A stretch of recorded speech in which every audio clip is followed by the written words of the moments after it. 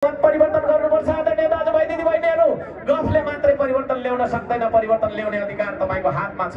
त्यो अधिकार नै हो मताधिकार। एउटा लोकतन्त्रमा एउटा नागरिकलाई दिएको सबैभन्दा ठुलो अधिकार हो मताधिकार। त्यो मताधिकार भन्दा ठुलो अधिकार केही पनि हुँदैन। तपाईहरुलाई पनि शासन गर्ने अधिकार एउटा छ, मलाई पनि शासन गर्ने अधिकार एउटा छ। एउटा अधिकार हुन्छ लोकतन्त्रमा नागरिकको। त्यो नागरिकको एउटा अधिकारले उसले शासन गर्न पाउँछ। जो पनि तपाईको शासन गर्न सक्छ 5 वर्षका लागि। त्यो मताधिकार तपाईहरुले रक्सीमा बेच्नुभयो, कुनै प्रलोभनमा बेच्नुभयो, कसैले तपाईलाई फासवान फुसुङ गरेर त्यतातिर तपाईले फाल्नु भयो भने यो देश बन्नेवाला छैन। श्रम संस्कृतिको सरकार बन्नुपर्छ भन्नेले हात उठाइदिनुहोस् त एकचोटी। यतिका धेरै मान्छेहरूले भनिसकेपछि श्रम संस्कृतिको सरकार बन्दैन भन्ने कुरामा मलाई शंका भयो। आदरणीय दाजुभाइ दिदीबहिनीहरू, हामी चुनाव लड्दैछौँ। हामी जित्छौँ। तपाई जित्नुहुनेछ।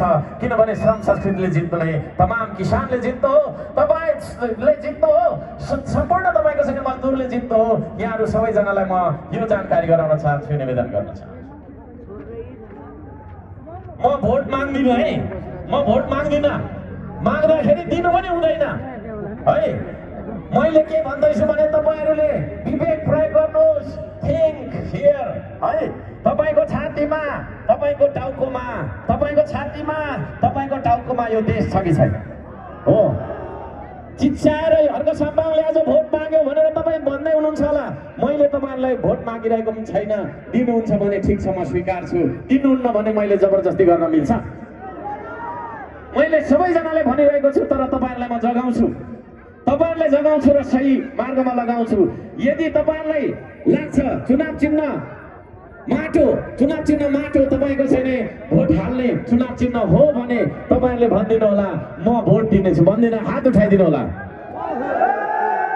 यहाँहरु सबैजनाले धन्यवाद दिन चाहन्छु। यहाँहरु त्यो माटो भनेको तपाईको माटो, संघको सभाको माटो हो, देशको माटो हो। त्यो अधिकार तपाईको हो, त्यो मेरो अधिकार, यी मेरो तपाईको छैन एक्लो अधिकार होइन।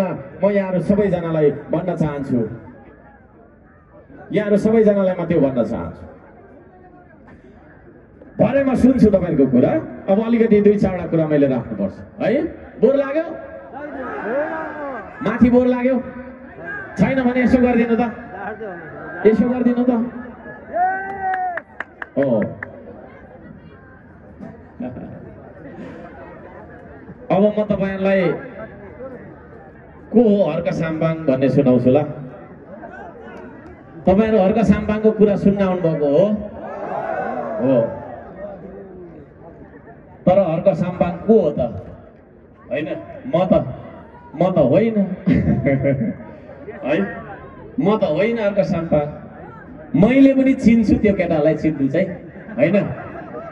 र त्यो केटालाई मैले चिनेको छु, मैले बुझेको छु। मेरो नजरमा त्यो हर्क साम्बाङ भन्ने एउटा फुच्चे केटो, अनुहार नपरेको केटो कस्तो केटो हो भन्ने कुरा म अलिकति सुनाउँछु ल है। ध्यान दिएर सुन्नुहोस् है त। को हो हर्क साम्बाङ? मैले चिनेको, मैले बुझेको। मनभित्र यो देश बाहेक अर्थोक केही छैन उसको। मनभित्र यो देश बाहेक अरू अर्थोक केही छैन उसको। भावनाको गहिराईमा यो देश भेट्छ उसले, र विचारको उचाइमा यो देश देख्छ उसले। घोर अन्धकार भित्र आशाको किरण छर्ने, चेतनाको खेती गर्ने र निराशा भित्र आशा र विश्वास भर्ने गर्छ उसले। देश र माटो बारे हजारौं गीत लेख्छ र गाउँछ, अनि अरूलाई पनि गाउन लगाउँछ ऊ। उजाड पाखा पखेरु र बगरहरूमा हजारौं लाखौं बिरुवा रोपेर हरियाली बगैँचा र पार्कहरू निर्माण गर्दै बस्छ ऊ। जलाधार र पानीको मुहान बढाउन बिरुवा रोपिरहन्छ ऊ। उद्योग जति सबै बेची खाएको देशमा मुद्दा र मामिला अनेकौं झमेला झेल्दै उद्योग खोल्दै अघि बढ्छ ऊ। ढुङ्गा बोक्छ, गिट्टी कुट्छ, घाम पानी झरी केही नभनी भिर पाखा र खोला नालामा कुदिरहन्छ ऊ। कठोर भन्दा कठोर लाग्ने सबै काम गर्छ, कठोर भन्दा कठोर लाग्ने सबै श्रम गर्छ उसले। मनमा एउटा उद्देश्य बोकेर, यो देश बनाउने उद्देश्य बोकेर। आदरणीय दाजुभाइ दिदीबहिनीहरू, मैले हर्क साम्बाङलाई यसरी चिनेको छु। भौतिक विकासको आधार तय गर्छ उसले। आधुनिक र व्यवस्थित शहरीकरणको अवधारणा लागू गर्छ ऊ।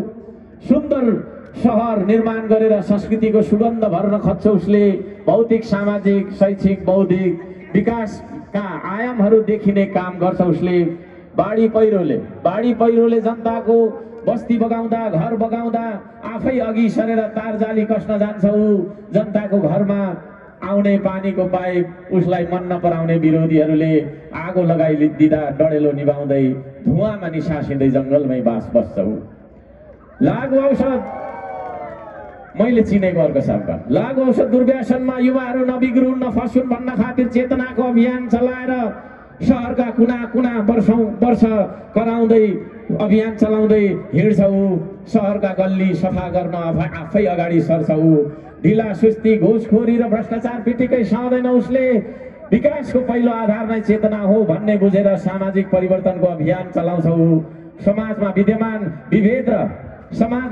विभेद र विकृतिको अन्त्य गर्न श्रमको संस्कृति फैलाउन चाहन्छ ऊ। विकास र परिवर्तनको हुटहुटी अरुण कोशीमा बगेको पानी जस्तै असीमित छ उसमा। संसारकै नमुना देश बनाउनु पर्छ भन्दै बालकदेखि वृद्धसम्मलाई आफ्नो क्षमताले भ्याएको योगदान दिन प्रेरित गरिरहन्छ ऊ। श्रमदान महाअभियान चलाइरहन्छ ऊ। प्रकृतिलाई संरक्षण गरौँ, सदुपयोग गरौँ, संस्कृतिहरूमा रमाउनु पर्छ भन्छ ऊ।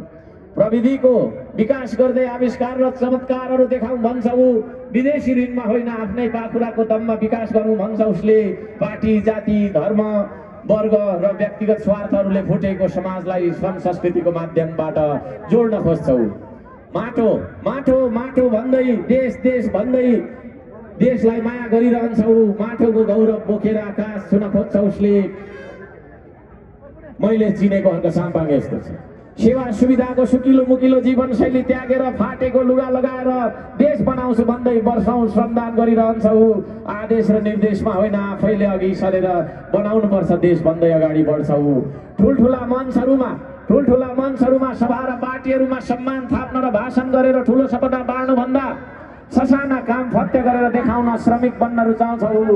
हिलो र धुलोमा गाडिएको उज्जवल भविष्य, हिलो र धुलोमा गाडिएर उज्जवल भविष्यको सपना साकार बनाउन निस्केको उसलाई हेर्दा साधारण देखिन्छ, तर कालोलाई कालै र सेतोलाई सेतै भन्ने साहस गर्छ ऊ। देशको विपक्षमा रहेका संसारका जस्तोसुकै ठुलो शक्तिसँग लड्न खोज्छ, भिड्न खोज्छ ऊ। एनसीसी जस्ता राष्ट्रघाती सन्धि सम्झौताहरूको विरोध गर्छ उसले। सङ्कटको बेला अरू सबै नेताहरू डराएर लुकेर बसेको बेला, बचाऊ भन्दै भागेको बेला जलिरहेको देश सम्हाल्न निस्कने साहस गर्ने मान्छे हो। आखिरको ऊ त्यही हो हर्क साम्पाङ, जो थोपामा यो देश बाँचिरहेको छ, जो कणमा यो देश साँचिरहेको छ। उसको हरेक सोचाइमा छ यो देश, उसको हरेक बोलीमा छ यो देश, उसको हरेक कर्ममा छ यो देश, उसको हाँसोमा छ यो देश, उसको रोदनमा छ यो देश। देश दुख्दा देशसँगै रुन सक्ने मन छ उसँग, देशको आँसु पुज्ने दम छ उसँग। बाँचिन्जेल माटो मैले देखेको बुझेको अर्थ छ। बाँचिन्जेल माटो भन्छ ऊ, मरे पनि यही माटोमा जन्मन्छु भन्छ ऊ। उसलाई न स्वर्गको मोह छ न सुखको, उसलाई मोह छ त सिर्फ यो देशको, यो देशका जनताहरूको। यहाँहरू सम्पूर्णलाई म जानकारी गराउन चाहे, हर्क साम्पाङ मैले चिनेको त्यस्तो छ।